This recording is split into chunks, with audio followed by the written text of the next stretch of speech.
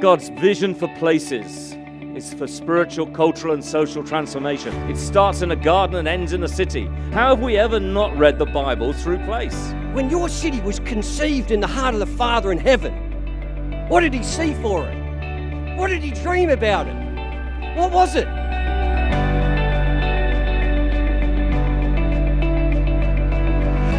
Your place matters to God, where God has put you. And you're responsible for it, by the way. Did you know that in God's sight, the church is equal with the government in responsibility for a nation? The church is equal with the council in responsibility for a city? You are not pastors of local congregations. You are pastors of cities and nations. We've started to actually take responsibility for Greater Western Sydney instead of blaming everybody else. So what are we going to do? What are we going to leave? What deposit are we going to have in our city that other generations might pick up? I think if we leave our city and there's more darkness in it than when we came, we've done something wrong, haven't we? How is God calling us as city leaders, as city pastors, to get our feet wet, to take some risks with a spirit of grace-filled expectation that God is going to do amazing things amongst us? He's the God of the city, and he's already operative. And he is waiting for his church to come and join him, but to be honest, he's also getting on with it.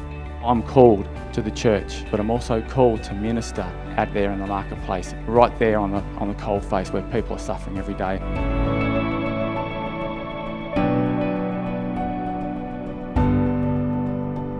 People ask, how do you bring healing to a pain of a city? And it's through engaging the pain. The church moving outside the four walls and actually engaging in the pain. I believe that we can see our cities redeemed, and that includes the business people stepping out in all of their spheres, in the arts, in the sport, in government, and bringing his rule and his reign into that sphere. We've got to release our people. Time to stop locking them down, keeping them in the pew. I'm where I am today, very much a product of the unity movement in our city. How the heck as a pastor are you ever going to affect business? How the heck are you going to change the art world? How are you going to do politics? How are you going to do it? You're not going to do it, but I'll tell you, people can do it. Where you can see young talent and you can nurture them and encourage people in their passions, even if it's outside of traditional ministry. And if the Church of the City can back it, you never know where it can end up. I want people to come to our city and be blessed in every way. Families to flourish, businesses to flourish, creativity to flourish. In every sector. I can't do that, but we can champion it on. If we're ever going to turbocharge what we're talking about here, we've got to validate and intercede for our entrepreneurs.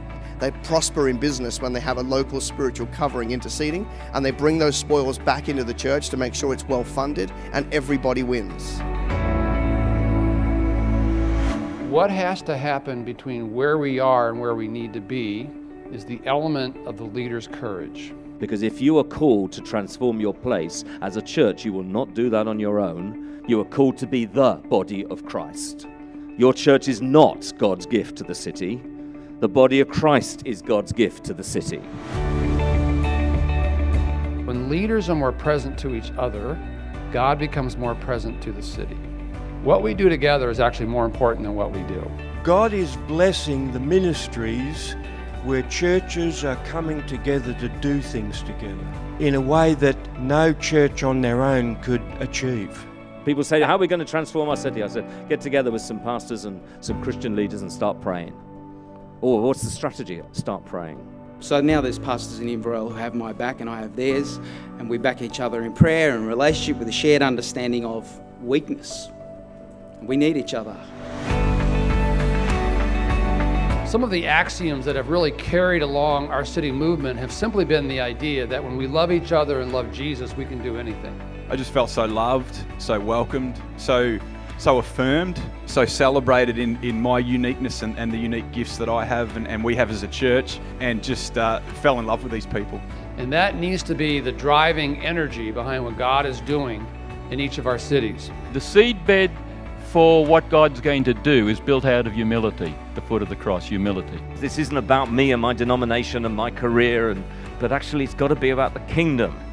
And the question is, have we been converted not only to Christ, but to the unity of the church in our city, as well as to the centrality of where God has called us? Being called to our city is almost as important as being called to Christ himself.